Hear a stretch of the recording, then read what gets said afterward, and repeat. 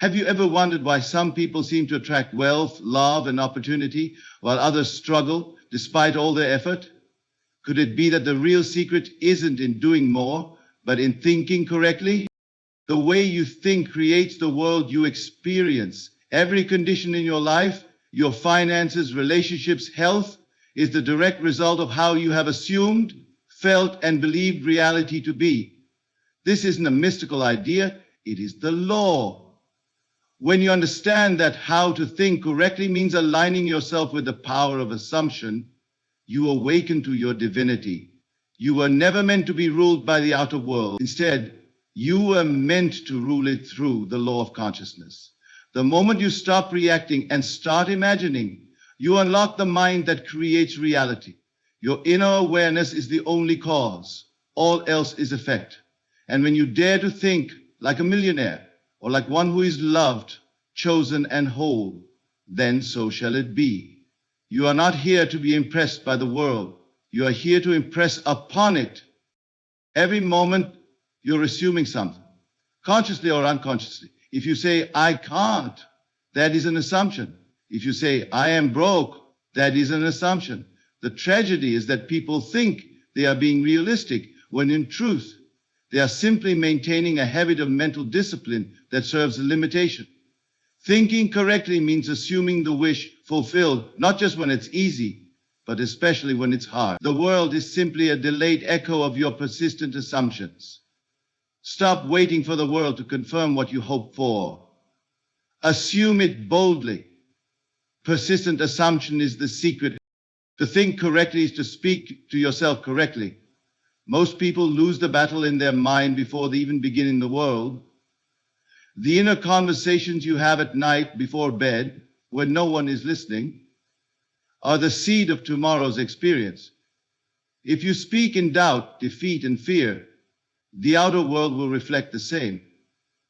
But if you speak with faith, gratitude, and certainty, then the world bends to you. The outer reflects the inner, always. You can't say, I am loved and expect rejection to stay. You can't say, I am abundant and still walk in lack.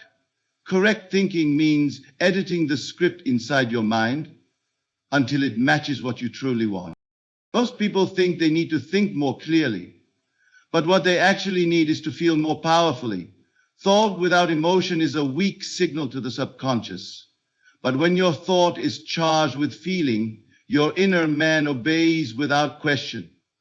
If you want success, you must feel successful now. If you want healing, you must feel wholeness now. This is not delusion, this is divine obedience. Feeling is the secret to transformation. Every thought backed by a feeling becomes a command to the soul. To think correctly is to feel intentionally. It is the highest form of prayer.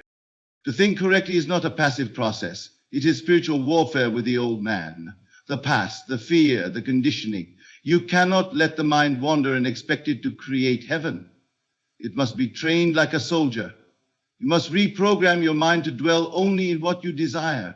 No matter how loud the world screams, not yet, your inner voice must whisper, it's already done. The only enemy is forgetfulness. Thinking correctly requires mental discipline, repeating the assumption, entering the feeling, and refusing to surrender to appearances. The mind that is trained rules the world. All things exist now. The only difference between who you are and who you want to be is your attention. Awareness is reality. If you place your attention on lack, then lack becomes your experience. If you place your attention on freedom, then chains must break. You become what you contemplate with inner vision. The outer world is not the truth. It is the shadow of what you have consistently believed within. Do not try to fix the mirror. Change your face. Contemplate beauty, joy, power, and you shall know it. You were made in the image of imagination itself. Every individual is constantly assuming something, whether consciously or not. The great illusion is that we believe we are thinking neutrally or passively, when in fact, the human mind is never idle. It is always operating in a stream of assumption. The challenge is that most assumptions are unexamined. They rise from habit, from memory, from past experience, and not from conscious intention. The man who says, "This is just how things are," is unaware that he is merely assuming a condition into persistence. To think correctly is to become aware of these invisible patterns and shift them. It is to take authority over the automatic and replace it with the deliberate. The majority of people live in reaction. They look at the world, they observe the lack, they listen to the noise, and they react with corresponding thoughts. I'm not good enough. It's not possible. That will never happen for me. These are not facts. They are unintentional assumptions made real by emotional investment. One cannot think defeat and expect victory. One cannot assume failure and manifest success.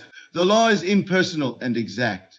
It reflects not what you want, but what you are conscious of being. So the man who continues to identify with struggle, who assumes that wealth is for others, or that love is for the lucky few, will continue to generate a world consistent with those assumptions. The power of assumption is creative. It does not ask permission. It does not consult logic. It simply expresses itself through form. When you believe you are unwanted, every event will somehow confirm it. When you assume yourself to be wealthy, doors that were once invisible appear before you. The only limitation is the strength and duration of your assumption. To assume means to enter the state inwardly, to accept it as done, as present, as your now. It is not about wishing or hoping. Hope is always in the future. Assumption is now. Many people fall into the trap of waiting. They say, "I'll believe it when I see it," but the law works in reverse. You'll see it when you believe it.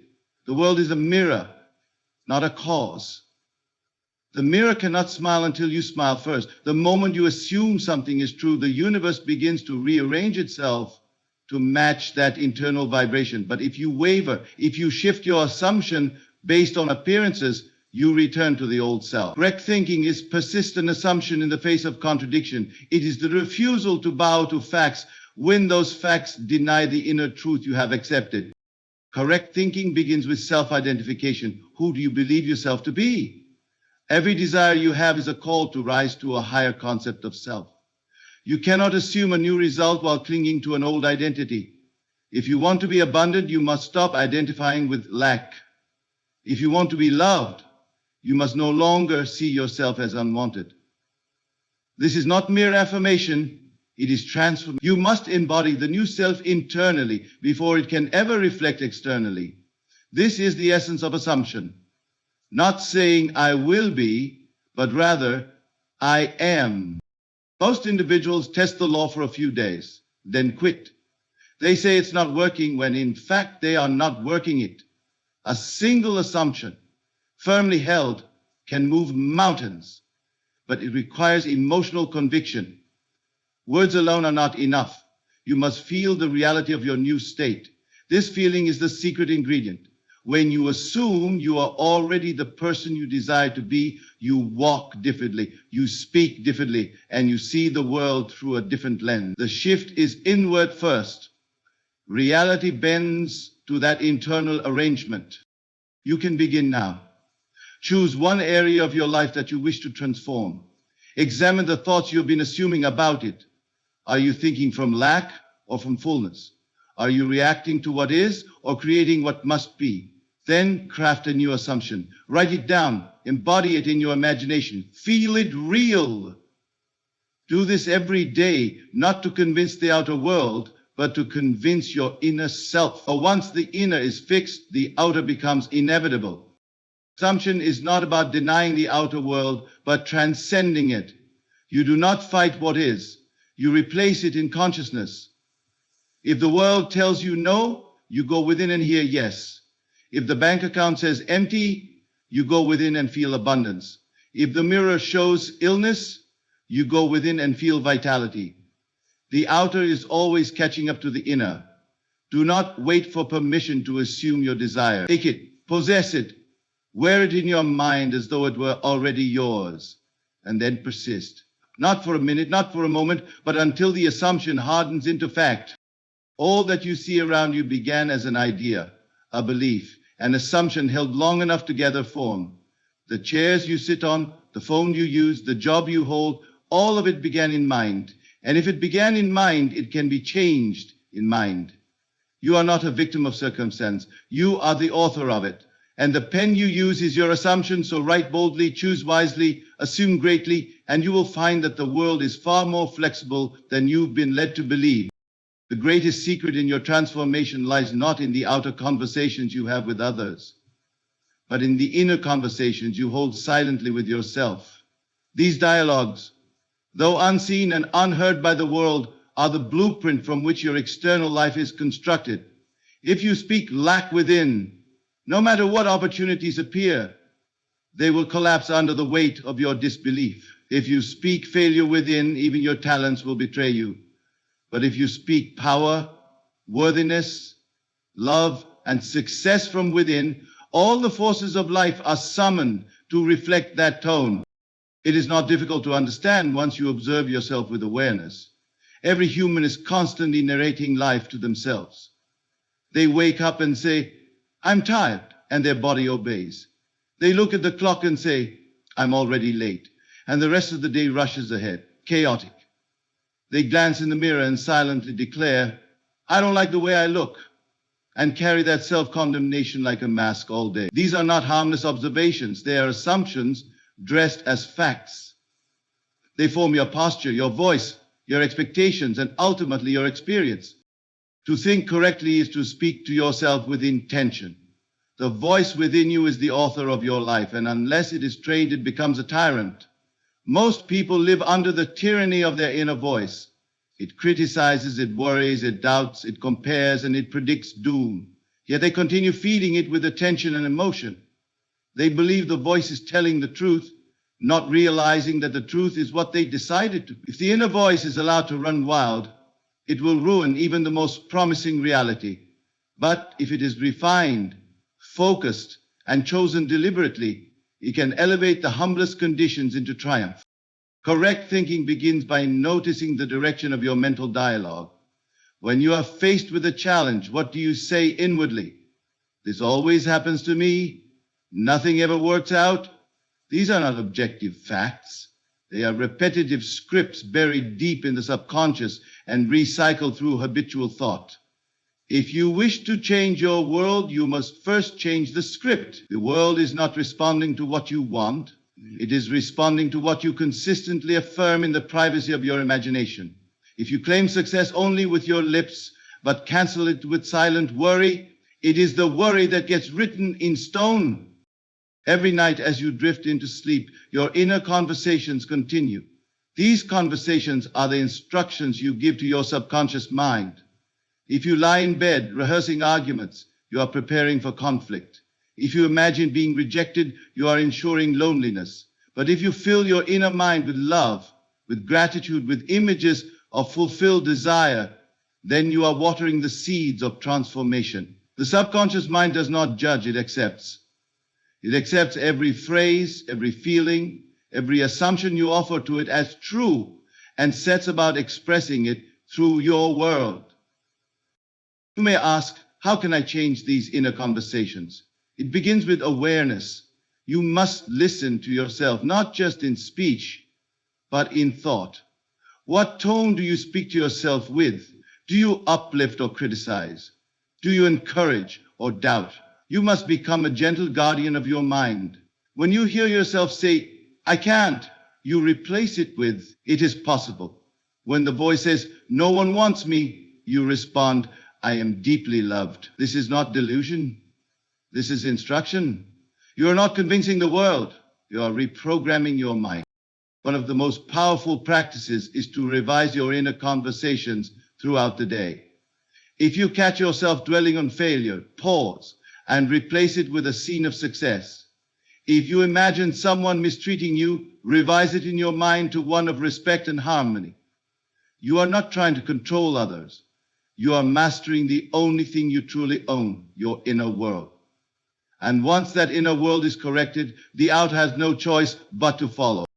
Many fail in this practice because they believe their present reality is more real than their imagination.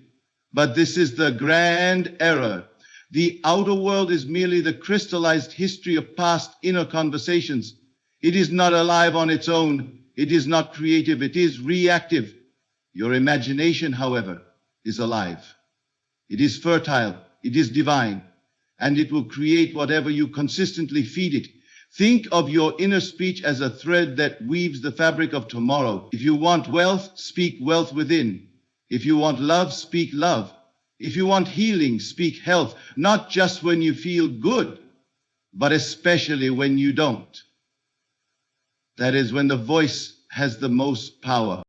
To think correctly, then, is to make your inner conversation holy. It is to treat every word as if it were a seed, and it is.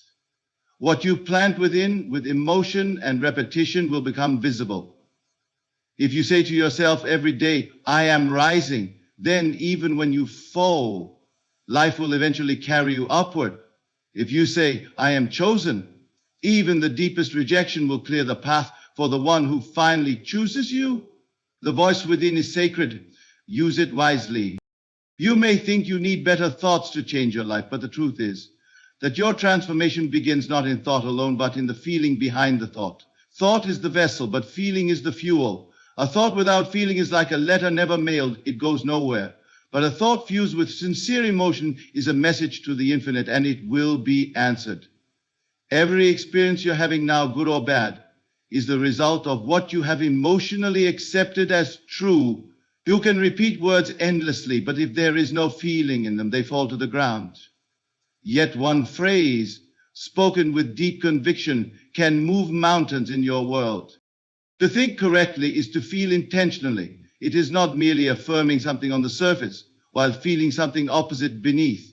You cannot say, I am wealthy and feel poor and expect wealth to come. You cannot say, I am love and feel abandoned and expect love to arrive. The subconscious mind, the creative power within you, does not respond to words.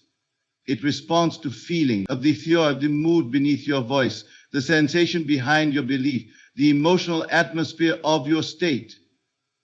It listens to how you feel about yourself, about life, about what you deserve, and then expresses that feeling through form. The world is not punishing you, nor is it rewarding you. It is simply reflecting you. And the mirror does not show what you say. It shows what you deeply feel to be true. If you look into the world and see rejection, lack, and failure, it is because those are the dominant feelings you've entertained within. No judgment is necessary. Simply recognize it. Your feelings are the indicators of your assumptions. Feeling. They reveal where you truly stand in consciousness. If you feel unworthy, it does not matter how many affirmations you speak. They will be cancelled out by the louder voice of your emotion. That is why it is not enough to speak positively. You must feel from the state desired. Do not feel toward it as though it is far away. Feel from it as though it is already done. This is the key. When you feel from the end, you align your vibration with the reality you seek. There is no resistance, no separation. It becomes natural, and because it is natural, it must externalize. You begin to attract people, situations, and outcomes that resonate with your emotional state. For feeling is the magnet, and you are always attracting what you are, not what you want. There are those who say, I am thinking positive, but nothing is changing. And you will always find the answer in their feelings. They speak good things, but they feel worry. They say it is done, but they feel desperation. And desperation is not the feeling of fulfillment. It is the feeling of absence. The law responds to the dominant emotional tone, not the occasional hopeful sentence. And so, thinking correctly is not just about editing your words. It is about shifting your inner climate. When you deliberately feel wealth, when you inwardly bask in the sensation of love, when you dwell in the mood of peace, then you have corrected your thinking at its root. One might ask, how do I feel something that isn't yet visible? And the answer is through imagination. Your inner world does not rely on what the eye see, it sees with the heart. When you close your eyes and imagine yourself in the state of your desire, you are creating a new internal reality.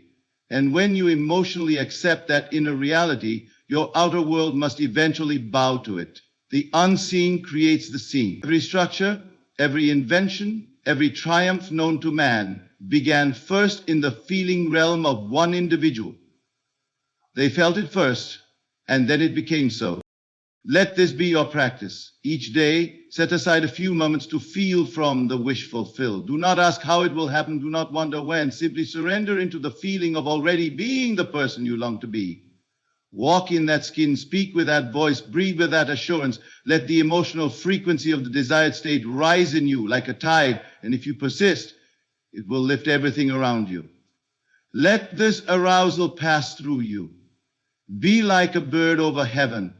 Harmonize your will with His will. You will begin to speak differently, to walk differently, and people will notice. Not because you have told them something has changed, but because your inner world is now broadcasting a new signal. And that signal, that vibration is what forms reality. You are not here to wish, you are here to feel. You are not here to chase, you are here to become. And you become through the power of feeling. Feeling is the language of the soul, the song of creation, the substance of all manifestation. Every miracle you will ever experience is already waiting on the other side of your feeling. Once you feel it as true, the door opens, and the outer world, obedient as ever, follows the rhythm of your inner music. Correct thinking is not a casual thing. It does not happen by accident. It is the result of intention, attention, and inner discipline. You cannot expect a mind that is fed daily with fear, distraction, and doubt to suddenly produce joy, abundance, and peace. Just as the body must be trained for strength, the mind must be trained for vision. It must be governed, it must be led. Without guidance, the mind falls prey to appearances. It is drawn into the noise of the world and begins to echo its chaos. But when the mind is harnessed and brought under divine authority, it becomes the servant of your soul's desire. And with that obedience comes transformation. To think correctly is to no longer allow the past to dictate the present. Many walk in circles repeating the same conditions year after year, not because they are cursed, but because their thinking is untrained. They rehearse old injuries, they revisit failure, they keep the memory of disappointment alive, and in doing so they allow history to become prophecy. They say, I've seen this before. And so they see it again. But when you discipline the mind, you interrupt the cycle. You declare, this ends with me. You refuse to carry yesterday into tomorrow. You cut the cord between what was and what must be. The untrained mind looks outward and draws conclusions from circumstance. It sees the lack in the account, the delay in the opportunity, the coldness in the relationship, and it says, this is reality. But reality does not begin out there. It begins in consciousness. And if consciousness can be changed, reality must change with it. That is the law. So when you begin to train the mind to focus not on what is visible, but on what is desired, you initiate a shift so deep that even the laws of probability bow in submission. Events realign, people change, opportunities arise where before there were only walls. Not by force, not by manipulation, but by mastery. True mastery is not flamboyant, it is quiet. It is invisible to those who don't understand it. The trained mind does not scream, it centers itself. It does not argue with appearances, it overrides them, and it does so through repetition, through meditation, through persistent assumption. When doubt appears, the disciplined mind does not entertain it, it replaces it. When fear knocks, it answers with faith, not because it is pretending, but because it understands the power of dominant thought. What you dwell on, you invite. What you persist in, you become. There will always be temptation to let go of the vision. The world will offer evidence to the contrary. It will say, this is taking too long, or look at the facts. But correct thinking does not bow to the facts. It creates new ones. The trained mind remembers that facts are not fixed. They are flexible to the one who sees beyond them. That is why persistence is essential. It is not enough to assume your desire once. You must live in it, think from it, speak from it, until it becomes second nature, until you can no longer remember what it felt like to doubt. This is where most give up. They say, I've tried.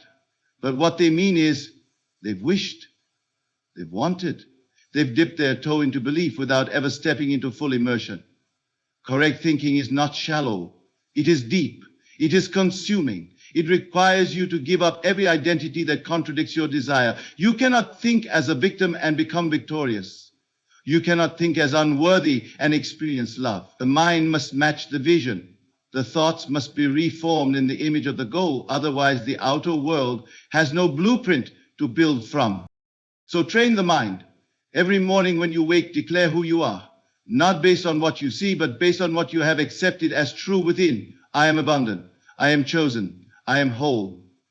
And when the mind tries to offer a counter-argument, do not wrestle, simply return. Return to the state, return to the inner knowing. Repeat until the thought becomes automatic. This is not magic, this is mental discipline. This is how the inner becomes the outer. As within, so without. The mind that is trained does not need the approval of the world. It knows its authority. It knows that it was not made to chase reality, but to design it. And it holds that vision with such clarity and consistency that reality is compelled to yield. This is the path of those who think correctly, not because they are special, but because they made a decision to no longer serve the world's opinions, but to serve the divine image they hold within. That image, once held with faith and feeling, becomes the mold, and the trained mind is the fire that casts it into form. Every day it pours its attention into that mold. Every day it reinforces it with feeling, and eventually, inevitably, that image must appear in the world, not because it was forced, but because it was faithfully assumed. You are not what you want. You are not even what you think. You are always and only what you continually contemplate.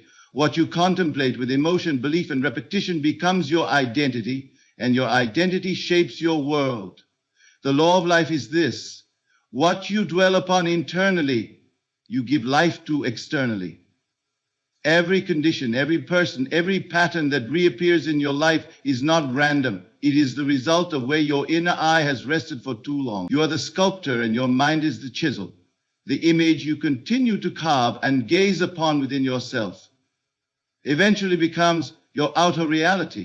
Contemplation is not passive daydreaming. It is creative focus. It is the sustained living attention of the soul. When you contemplate something with depth, whether it be wealth, health, love, or peace, you are not simply observing it, you are entering it. You become one with the state. You feel its tones. You assume its laws. And this identification begins to rearrange your entire life. You begin to speak differently, walk differently, expect differently, because your sense of self has shifted. The word must reflect that shift. It cannot do otherwise. It is a law, as fixed as gravity. What you continually contemplate, you give your energy to, and what you give energy to grows. This is why it is dangerous to dwell on fear, resentment, or limitation. These mental images might seem harmless, but they are seeds. Each thought you return to becomes more vivid, more emotionally charged, and more magnetic. Soon it becomes familiar, then natural, and eventually normal. And once a thing becomes normal to you on the inside, the outer world finds a way to deliver it. You may say you don't want it, but if you've felt it, feared it, or entertained it long enough, you have prepared a place for it. That is why you must become vigilant with your attention. You must guard it as you would your most prized possession. Where your attention goes, your life follows. If you continually contemplate lack, if you revisit your debts, your failures, your wounds, you will build a home there. Your body, your emotions, your expectations will conform to that inner atmosphere. But if you turn your gaze toward abundance, if you rehearse the feeling of wealth, success, ease, and gratitude, then you construct a new dwelling. The world does not choose for you. You choose by the frequency of your imagination. Correct thinking is about learning to discipline your contemplative life.